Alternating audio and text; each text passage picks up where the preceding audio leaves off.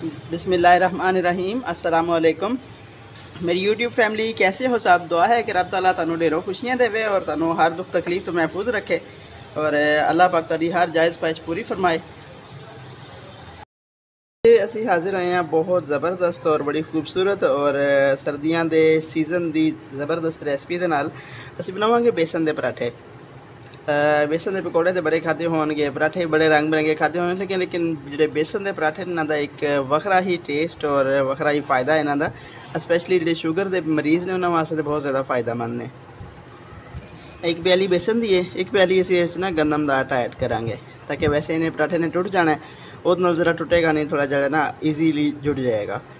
तो थोड़ी जी असी सब्जियाँ ऐड करांगे जो 2 टमाटर ने जिन्होंने असी ना अंदरों बीज रिमूव करके ना बाहर वाले पार्ट्स ने कट्टे ने, कोई थोड़ा बहुत बीज होएगा, बाकी सारे बीज रिमूव करते हैं।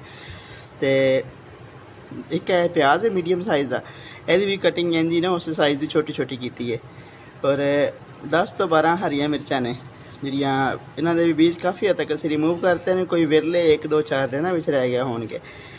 ते एक है छोटी प्याली हरे धनिए दी है जिहड़ी कट्टी हुई है। 1.5 चम्मच नमक है क्योंकि असी सालन वाला नहीं, इहदे नाल हल्का जिहा रायता जीरे वाला जो ना वो बनाना है। 1.5 चम्मच नमक जाएगी और 1 चम्मच सूखा धनिया जाएगा, 1 चुटकी सारी हल्दी जाएगी, 1 चुटकी दड़ा मिर्च जाएगी और आधी चम्मच लाल मिर्च जाएगी। या मिर्च सारी नहीं ऐड करांगे। तो यह दही की प्याली है, ये बाद असी ये जो ना नमक और हल्का जहा जीरा ऐड करके ना तो असी इसका रायता बनावांगे। नाल ना रहना बहुत ज़बरदस्त और बड़ी खूबसूरत चीज़ बनने वाली है। बिस्मिल्लाहिर्रहमानिर्रहीम। सब तो पहले असी ये बेसन की प्याली ऐड कर दी और वो नाल ही असी आटा ऐड कर दिता, क्योंकि आटे तो बगैर भी बन जाते हैं लेकिन पराठे की खूबसूरती नहीं बनती। बिस्मिल्लाहिर्रहमानिर्रहीम। ये प्याज चला गया क्योंकि थोड़ी जी सब्जियां अगर ऐड कर ली जाना टेस्ट बहुत सोहना हो जाता है। ये हरिया मिर्चें ऐड हो गई और टमाटर चला गया, हरा धनिया कटिया हुआ ये भी ये ऐड हो गया और इस स्टेज पर असी ये नमक मिर्चा सब चीज़ा ऐड कर दी।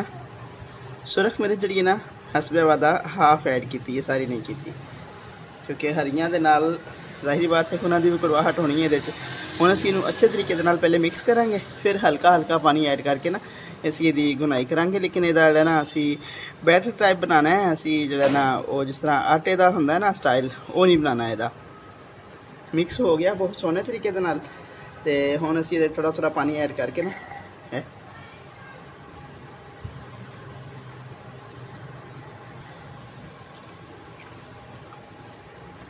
थोड़ा जिना पानी होर ऐड करांगे ताकि हल्का हल्का पतला हो जाए, क्योंकि असी इसकी छंडाई नहीं करनी। असी इनू चाह वाला चमचा जो है ना वो ऐड करना है, चाय पकान वाला, चाय पीने वाला नहीं, चाय पकान वाले चमचे के नाल ना असी ये एक नाप रखना है कि छोटा पौआ एक जो ना चमचा, वो पौआ सारी पंजाबी ज़बान का जुमला है, तो एक एक चमचे के नाल एक एक पराठा बनेगा और बहुत खूबसूरत और बड़ा ही टेस्टी बनेगा इंशाल्लाह।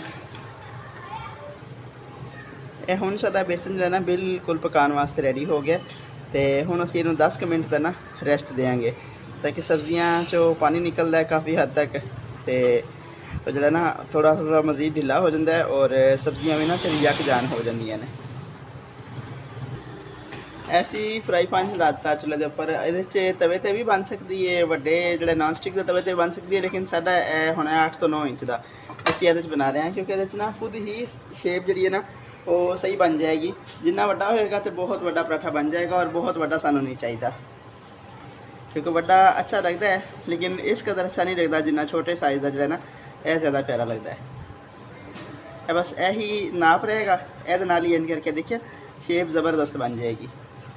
ना गुनन की मुसीबत और ना ही बहुत ज़्यादा लंबा वेट करने की मुसीबत, बड़ा ईजीली जो है ना यह रेडी हो गया।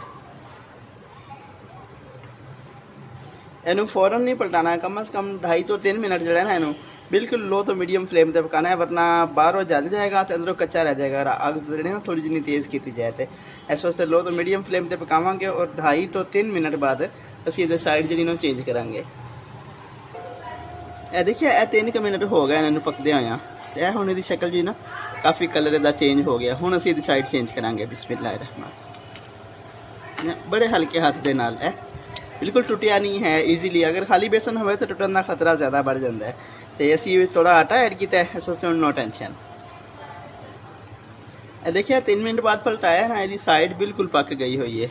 हुण दूसरी साइड इनू हले 1-2 मिनट होर देंगे ताकि अंदर तक ये ना सही पक जाए।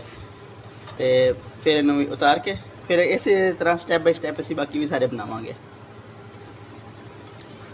लो जी, साडा पराठा दूसरी साइड तो बहुत ही खूबसूरत पक के रेडी हो गया।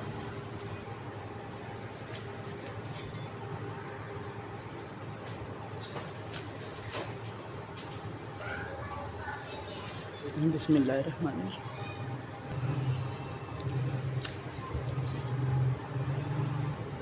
लो जी, बिल्कुल लो बजट दे विच 6 पराठे साडे कोल ने। एक हाले तवे ते पकन दिया होया है और 3-4 विच बच्चे भी खा गए ने। ते कोई महंगा नहीं है, बड़ा ज़बरदस्त और टेस्ट इन्ना कि लाजवाब है और नरम मुलायम इन्ना है कि बिल्कुल इंज पूरा मक्खन मलाई है। तो हुण असीं इहदे नाल दही दे विच थोड़ा जिन्ना नमक पा के बिल्कुल लाइट जिहा एक चुटकी सारा बिल्कुल असीं नमक पावांगे और एक चुटकी ही असीं इहदा जीरा पावांगे। तो इहदा असीं बिल्कुल सिंपल जिहा रायता तैयार करांगे। लो जी, साडा रायता तैयार हो गया। तो बहुत ही खूबसूरत टेस्ट। अगर मेरी छोटी जिनी और ईजी जिनी सर्दियों की बिलखसूस खास जी ना रेसिपी अगर अच्छी लगे तो कमेंट और शेयर लाजमी करना। बाकी तुहाडे सब वास्ते दुआवां ने। हमेशा हंसदे बसदे